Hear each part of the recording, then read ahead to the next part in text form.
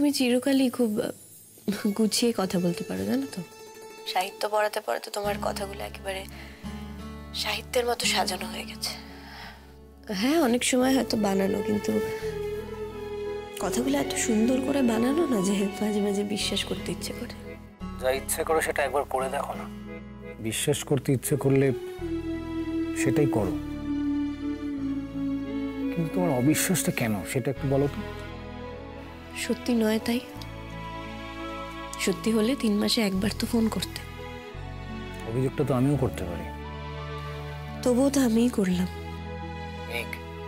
তুমি কি জীবন নিয়ে কোনো সিদ্ধান্ত নিয়েছো? মানে? আমি জানি মেঘ, তোমার বাড়ি থেকে তোমার বিয়ের জন্য চেষ্টা করা হচ্ছে। আমিও তোমার খবর পাই প্রফেসর সাহেব, আমিও পাই। কিরকম? থাক, সে আলোচনায় আর কি কাজ। এনিওয়েজ, ফোনটা রাখি। রাতের বেলা তোমার ঘুম ভাঙিয়ে দিলাম, তোমায় অনেক বিরক্ত করলাম। এরকম ঘুম নষ্ট রোজ কেন করো না মেঘ? আমার কথা শুনতে পাচ্ছ? তোমার বাইরে যাওয়ার কি হলো? না, যাচ্ছি না, অফারটা ছেড়ে দিয়েছি। তুমি কি আমাকে কিছু বলতে চাও? না, আমি এমনিই তোমায় ফোন করেছিলাম। অ্যাকচুয়ালি এমনি নয়, মানে আমার একটু মেন্টালি ডিস্টার্ব লাগছিল, তাই তোমায় ফোন করেছিলাম। Thank you Neel, I am feeling better now. রাখছি। মেঘ, তুমি কি তবে রিভিউর ব্যাপারে কোনো সিদ্ধান্ত নিয়ে ফেলেছ, যেটা আমাকে বলতে পারলে না? সরি নীল, ভেরি সরি। কি করবো আমি? I miss you, Neil. I miss you badly.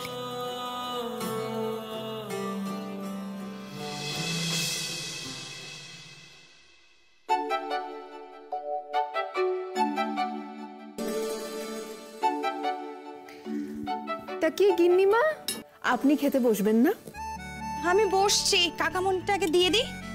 কাকামণি! জেঠিমণি, একটা জিনিস খেয়াল করেছো? কি রে? আমাদের ছোট মেম সাহেব কিন্তু বেশ গিন্নিবান্নি হয়ে উঠেছেন। হ্যাঁ, তাই তো দেখছি।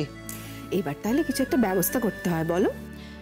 এই যে শোন, আমার পেছনে এসব কথাগুলো বলে সময় নষ্ট না করে তুই বরং সবার আগে দাদা ভাইয়ের কেসটা সেটেল করার ব্যবস্থা কর, তারপরে তো আমার। হ্যাঁ, তারপর তোরটা, তাই তো? দেখ, লাইনে তো আমি অনেক পেছনে আছি ডিয়ার সিস্টার। তার আগে তো তোমার ওইদিকে জিষ্ণু বাবু গান গেয়ে গিয়ে বেজু বড়া হয়ে যাচ্ছে, তাই না? জেঠিমণি, ও বাড়ি থেকে কোনো ফোন টোন এসছে নাকি? না, not that I know of. তার মানে করেনি, মানে ওদিকের কোনো ভালো খবর নেই, তাই তো? ছোটদা ভাই, দেখ, নো নিউজ কিন্তু গুড নিউজ হতে পারে। মেঘ বিয়েতে রাজি হয়ে গেছে। ধন্য আশা কুহকিনী।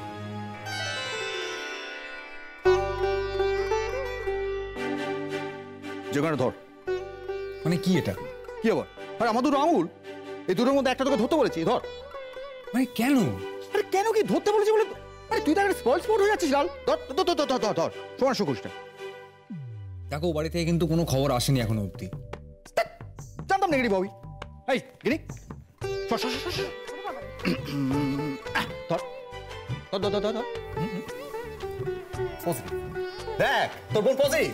মিনি, হ্যাঁ,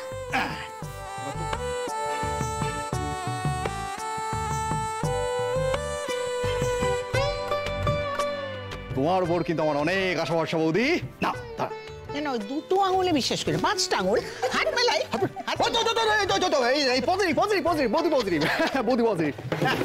লাল ছি ছি ছি ছি, তিন এক বলে খালি রে। হ্যাঁ, সবাই পজিটিভ, তিন এক। 3-1 এই রেজাল্টের মানে হলো মা যে প্ল্যানটা করেছে সেটা সাকসেসফুল হতে চলেছে। ইয়েস ইয়েস, এই তো মায়ের নাম নিচ্ছে আর মা এসে হাজির। হিয়ার কামস দ্য কুইন, আমার মাস্টার প্ল্যানার। কে চুপ করে আছিস? বল না একটা। Wonder woman, wonder woman, super woman.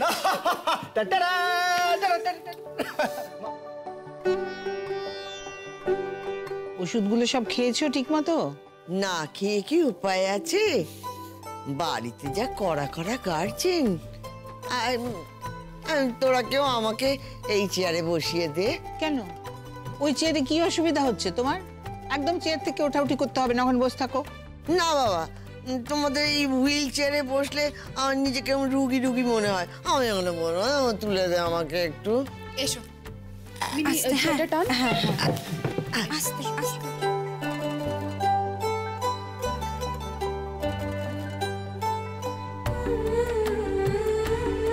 মা বলছি, তুমি কি হাওয়া বুঝছো একটু বলবে? কি মনে হচ্ছে তোমার? অনিন্দ্যবাবু কি রাজি হবেন? বলি তোমরা কেমন বুঝছো? আমি তো কেবল দক্ষিণা হাওয়াই বুঝছি। ওই ভদ্রলোককে কিন্তু আমি বিশেষ বুঝতে পারি না।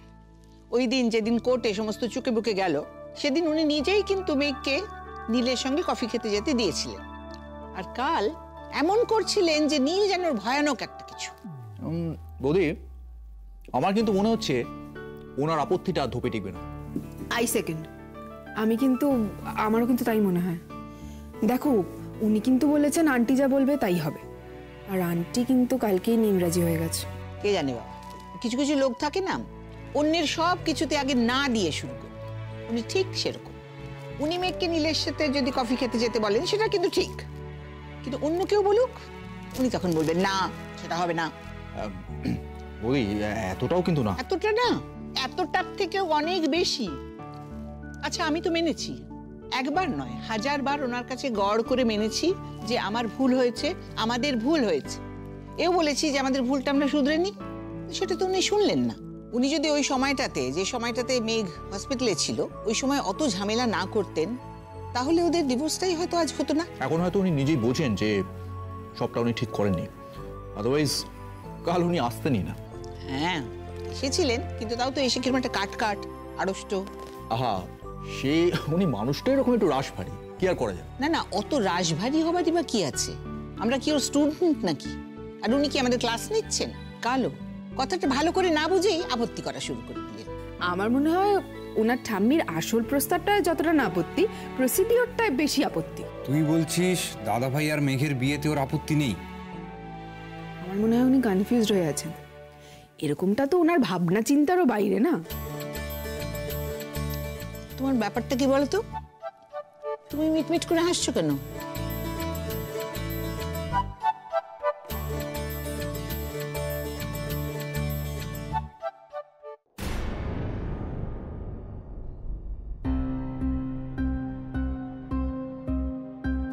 Thank you. সকাল থেকে এটা 3 নম্বর, এটাকে আবার ঠান্ডা করো না।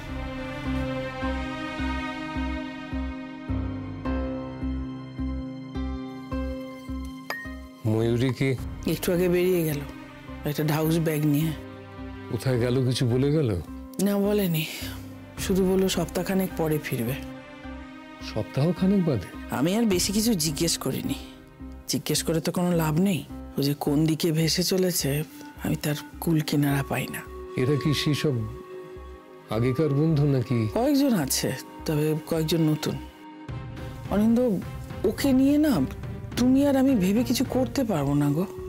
ওর ওষুধগুলো দিয়ে দিয়েছি, আর পই পই করে বলে দিয়েছি বেশি এক্সর্শন না করতে। হ্যাঁ, তুমি এবার কি করবে? কালকের ব্যাপারে ওকে তুমি কিছু বলেছো? না না, তোমার কি মাথা খারাপ নাকি? একদমই বলবো না, আমিও বলবো না, তুমিও বলবে না, কারুর বলার প্রয়োজন নেই। ওকে কিছু জানাবার দরকারই নেই। চাটা খাও, ঠান্ডা করো না। শোনো না, বলছি একটু বসো না। তোমার কি ওদিকে তাড়া আছে? ও মা, তুমি বেরোবে তো? না, আমি তো সেই দুপুরের পর বেরোবো। মেঘ বেরোবে? না, ও আজ বেরোবে না। তাহলে একটু বসো না, বসো। না, বলো। আমার খুব কনফিউজ লাগছে মধুমিতা। ওরা আমাদের ডেকে এরকম সিরিয়াসলি এরকম একটা প্রস্তাব দেবেন ভাবতেই পারছি না আমি। কিসের এত কনফিউশন তোমার? তোমার কোনো কনফিউশন নেই? তুমি রাজি আছো? আমাকে একটা কথা বলো তো অনিন্দ, তুমি তো মেঘকে বলেছো তুমি চিরকাল ওর সঙ্গে থাকবে, ওর সব সিদ্ধান্তে তুমি ওর পাশে থাকবে। আর সেটা যদি নীলের সঙ্গে যৌথ জীবনের সিদ্ধান্ত হয় তাও। সেইটা যদি ওই সিদ্ধান্তটা যদি ও নিজে নেয়, এটা তো তা হচ্ছে না। ওরা এমন একটা কিছু ঘটাচ্ছে তাতে এই সিদ্ধান্তটা নিতে ও বাধ্য হচ্ছে। তুমি এটা সমর্থন করছো কি করে? কি মুশকিল হয়েছে বলো তো অনিন্দ। তুমি পেন পেন্সিল নিয়ে পরীক্ষা দিতে গেছো, কিন্তু তোমাকে সিলেবাসের বাইরে প্রশ্ন করেছে। তুমি মনে মনে জানো সেই প্রশ্নগুলোর উত্তর, কিন্তু তোমার মাথায় ঘুরছে এগুলো তো সিলেবাসের প্রশ্ন নয়। গুলিয়ে দিও না তো। তুমি এই প্রপোজালটা সমর্থন করছো কি করে? কি করে সমর্থন করছি? ঠিক যেইভাবে তুমি সেদিন ডিভোর্সের পর মেঘকে নীলের সাথে পাঠিয়েছিলে কিছুটা সময় কাটাতে, কফি খেতে। ভুল ব্যাখ্যা করো না। আমি চেয়েছিলাম যে ওদের সম্পর্কটা একটা ভালো নোটে শেষ হোক। আমি কোনো আপত্তি করিনি সেই কারণে, ব্যাস। নীলের সঙ্গে প্যাচ আপ করতে আমি পাঠাইনি ওকে। কতবার বলবো তোমাকে? অনিন্দ, নীলের সঙ্গে যদি মেঘ যায় তাহলে মেঘের ক্ষতি ছাড়া আর কিচ্ছু হবে না। এটা যদি তোমার মাথায় থাকতো তুমি কখনো যেতে বলতে না। তুমি যদি না বলতে, তোমার মনে যদি কিছুটা সংশয় থাকতো, তাহলে কিন্তু কখনো মেঘ যেত না সেখানে। তার মানে কি দাঁড়াচ্ছে, তুমি ডিভোর্সের পর মেঘকে নীলের সাথে যেতে দিয়েছিলে, বরঞ্চ উল্টে আমি রাগারাগি করেছি। আরে ও আমাকে এসে বললো যে মেঘকে ও সঙ্গে নিয়ে যেতে পারে কিনা, তা আমি কি বলবো তখন? আচ্ছা ঠিক আছে, তোমার কথা রইলো, কিন্তু তুমি একটা কথা বলো তো, মেঘ সেদিন আপত্তি করেনি কেন? করেনি তো? মধুমিতা, কফি খেতে যাওয়ার বিয়ে করাটা এক জিনিস নয়। আবার তোমাকে বলছি অনিন্দ, তুমি কিন্তু কিছুতেই সিলেবাসের বাইরে যেতে পারছো না। তুমি যতটুকু ভাবছো তার বাইরে যে কিছু আছে সেটাই তুমি মেনে নিতে পারছো না। আচ্ছা তুমি একবারও ভেবে দেখেছো মেঘের যে কালকে আউটবার্সটা হয়েছে, গভীরে তলিয়ে একবারও ভেবে দেখেছো সে কথা? অনিন্দ, আমি তোমার ওপর রাগ করেছিলাম তুমি মেঘকে নীলের সঙ্গে যেতে দিয়েছিলে দেখে। আমি মেঘের ওপর রাগ করেছিলাম মেঘ বিয়ে করবে না বলে। কিন্তু বিশ্বাস করো অনিন্দ, আমি এটা বুঝতে পেরেছি, মেঘ নীলকে মাফ করেছে। ওর সঙ্গটা মেঘ মিস করে অনিন্দ। কি জানি, আমরা বোধহয় দুজনেই কনফিউজড। আমরা জানি না ঠিক কি চাই আমরা। সেই সঙ্গে মেঘ বোধহয়। আমাদের চাওয়া চাই নিয়ে ভাবছো কেন অনিন্দ? কালকে তো শুনলে মেঘ অকপটে গল গল করে সব কথাগুলো বলে দিল। এখন ও কি চায় ও সেটা নিজে ভাবুক। আমার মনে হয় নীলের থেকে দূরে আছে বলেই মেঘ নীলের সমস্ত অন্যায়গুলোকে মাফ করে দিয়েছে। যদি কাছে আসে আবার, তাহলে কিন্তু আমার সন্দেহ রয়েছে। অনিন্দ, ওদের পরিবারের একটা কথা কিন্তু আমার খুব ঠিক বলে মনে হয়েছে, মেঘ নীলকে বদলে দিয়েছে, একেবারে বদলে দিয়েছে। ওই যে ওভার পজিটিভ নীল, ফিকল মাইন্ডেড নীল, সেটা কিন্তু একেবারে নেই। জানি না, কিচ্ছু জানি না, কিন্তু এত সহজে কিছু হয়ে যাবে এটা আমি ঠিক বিশ্বাস করতে পারি না। অনিন্দ, এবার আমার বিশ্বাসের ওপর একটু ভরসা রাখো প্লিজ।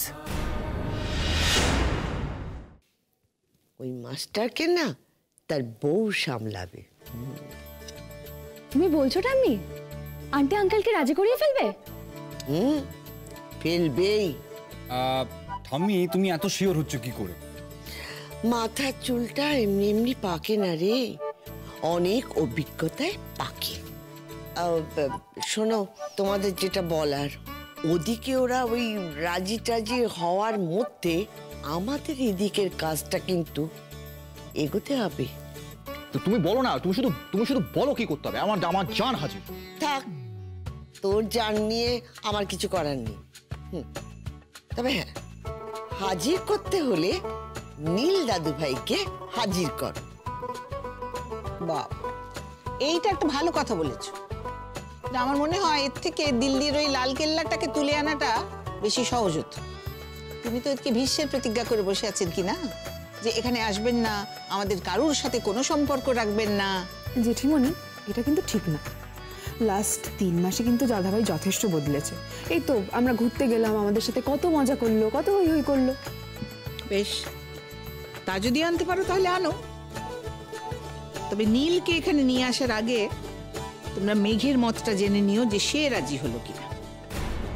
নীলকে তোমরা এখানে নিয়ে এলে আর মেঘ বেঁকে বসলো, তখন কিন্তু মুশকিলে পড়ে যাবে। আমার কি মনে হয় জানাতে পারো বৌমা? ওই যে আমার সুইট হার্ট শাহরুখ খান তার একটা ছবিতে বলেছিল, তুমি যদি মন থেকে কিছু চাও তাহলে গোটা বিশ্ব সেটা পাইয়ে দেবার জন্য উঠে পড়ে লাগবে। এখানেও ঠিক তেমনটাই হবে গো। গোটা দুনিয়া মিলে ওদের এক করে দেবার জন্য উঠে পড়ে লাগবে। বেশ, আমি বেরোলাম। তোমরা সবাই মিলে ভাবতে থাকো যে এরপরে কি করবে, নীলকে কিভাবে নিয়ে আসবে আর তাকে রাজি করাবেই বা কি করে। বাবু,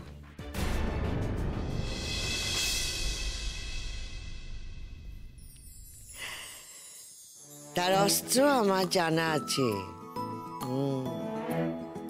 সেই অস্ত্র কাটিয়ে যেতে সে পারবে না, ঘায়েল সে হবেই। কিরকম? আমার সব গুলিয়ে যাচ্ছে মধুমিতা, সব গুলিয়ে যাচ্ছে। আমি কনফেস করতে আমার লজ্জা নেই যে আমি সত্যি বুঝতে পারছি না যে মেয়ের জন্য কি ভালো আর কোনটা ভালো। সবটা গুলিয়ে যাচ্ছে। আচ্ছা অনিন্দ, এবার সেটা আমরা ঠিক না করে মেয়েকেই ঠিক করতে দাও না। এটা তো মেঘ ঠিক করছে না, এটা তো ওরা ঠিক করছে। এর পরে গিয়ে যদি মেঘ রাজি না হয় তখন কি হবে? তখন যদি আমাদের প্রশ্ন করে যে তোমরা আমার সঙ্গে আমি মিথ্যাচারটা করলে কেন, আমাকে ঠকালে কেন, আমি কি উত্তর দেবো? তুমি ওর মুখের সামনে দাঁড়াতে পারবে? মাথা উঁচু করে দাঁড়াতে পারবে? উত্তর দিতে পারবে? মেঘের মনের সেই ক্ষতটা কিন্তু আমরা সারা জীবনেও মেরামত করতে পারবো না। অনিন্দ, আমি কিন্তু ওই নেগেটিভটা ভাবতে চাইছি না। আর আমি এটাও চাই না মেঘ মনের কথাগুলো নিজের ভেতরে চেপে রাখুক। তুমি কি নীলের ব্যাপারে একেবারে নিঃসংশয় নিঃসন্দেহ যে ও আবার আঘাত করবে না? না, সেটা হয়তো নয়, তবে তবে তবে এটুকু জানি অনিন্দ, আজ আমার মেঘকে সহজে কেউ আঘাত করতে পারবে না, সহজে কেউ মেঘকে ছোটও করতে পারবে না।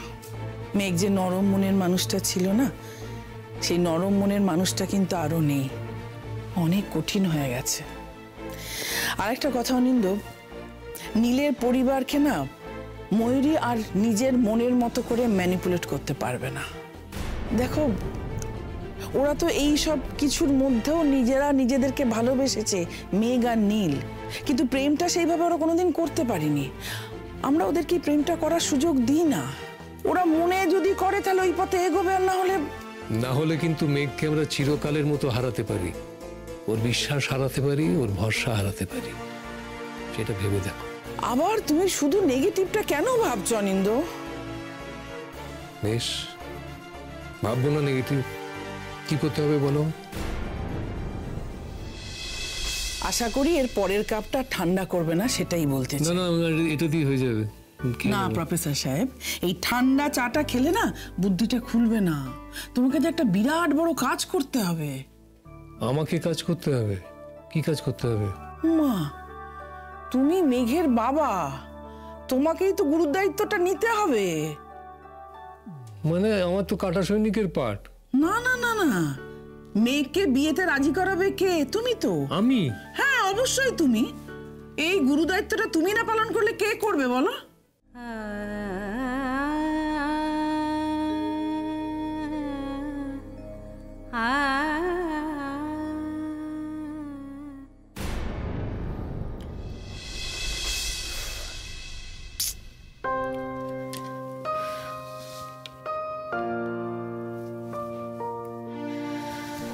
ছি ছি ছি, কি করে করলাম আমি এই কাজটা? ছি, নিজের ওপর কি একটুও কন্ট্রোল নেই আমার। নিজেকে ছিচিকার কেন করছো মেঘ?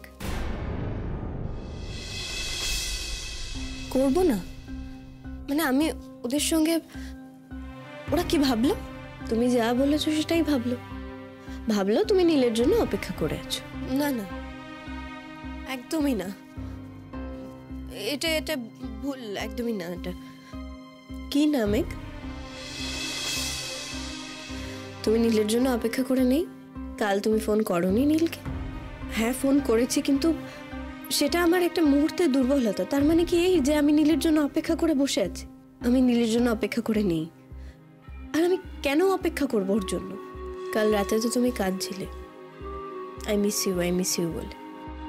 বলছি তো আমার একটা মুহূর্তের দুর্বলতা ঘটেছিল, ওই মুহূর্তই তো তোমার জীবন মেঘ। তুমি তো তোমাদের নিজেদের কিছু মুহূর্তই সম্বল করে আছো। তুমি চুপ করবে প্লিজ? আর তুমি কে বলো তো? আমার সম্পর্কে এত কথা কেন বলছো? তুমি প্লিজ চলে যাও আমার সামনে থেকে। কেন হাসছো বারবার বলো তো? আমি তোমাকে আমার আশেপাশে দেখতে চাই না, প্লিজ চলে যাও। আমি যে তোমার ভেতরটা মেঘ, আমাকে চলে যেতে বললেও যে আমি যেতে পারবো না। আমি যে তোমার মধ্যেই বাস করি মেঘ। তুমি যে তোমার মনের কথাগুলো অস্বীকার করে দিচ্ছ, সেগুলো যে আমার ভেতরেই থাকে। আমি তোমার মনের ভেতরটা মেঘ। আমার সঙ্গে লুকোচুরি চলে না। তাহলে আমার মনের মধ্যে তুমি লিখে নাও যে আমার নীলের প্রতি কোনো ফিলিংস নেই। এই কথাটা তুমি তো রিভু রায়কে বলনি। তুমি তো তাকে বলেছো যে হ্যাঁ আমি জানি আমি ওকে কি বলেছি। আমার মনের ভেতর থেকে ওটা তোমাকে বলতে হবে। আচ্ছা, তুমি নাকি আমার ব্যাপারে সব জানো, তাহলে তুমি এটা বুঝতে পারছো না যে আমি ওটা রিভু রায়কে কাটানোর জন্য বলেছিলাম? মনের ভেতরে কিন্তু সেটা ছিল না তোমার। তুমি তো রিভু রায়কে সত্যিই বলেছিলে। তুমি প্লিজ যাও না এখান থেকে, আমাকে একটু শান্তি দাও না প্লিজ। তুমি তো অশান্তির মধ্যেই আছো। নিজের মনের মধ্যে এত কিছু লুকিয়ে রাখলে তুমি শান্তি পাবে কোথা থেকে বলো তো? মনের সব কথা কি সবসময় সবাইকে বলা যায়? কাউকে তো বলা যায়। কাকে বলবো? বাপিকে? আমি খুব ভালো করে জানি যে বাপি নিজেই কনফিউজড। বাপি ভয় পায়, আমাকে কিচ্ছু বলতে চায় না, কিন্তু আমি তো বুঝতে পারি। আমার একলা হয়ে যাওয়াটা বাপিকে ভয় পাওয়া। বাপি নিজেই বুঝতে পারে না আমি নীলকে নিয়ে কি ভাবি না, নীল ভালো না খারাপ, বাপি নিজেই বুঝে উঠতে পারে না। তুমি নিজেও কি বুঝে ওঠো? আমি বুঝি, আমি যথেষ্ট বুঝি। আর আমার নীলের প্রতি মোমেন্টারি উইকনেস ছাড়া আর কিছুই নেই। আমি মানসিকভাবে ওর থেকে যথেষ্ট দূরে চলে গেছি। আমার সামনে মিথ্যে বলে লাভ আছে? তাহলে প্রতি রাতে ওকে অত কিছু লেখো কেন?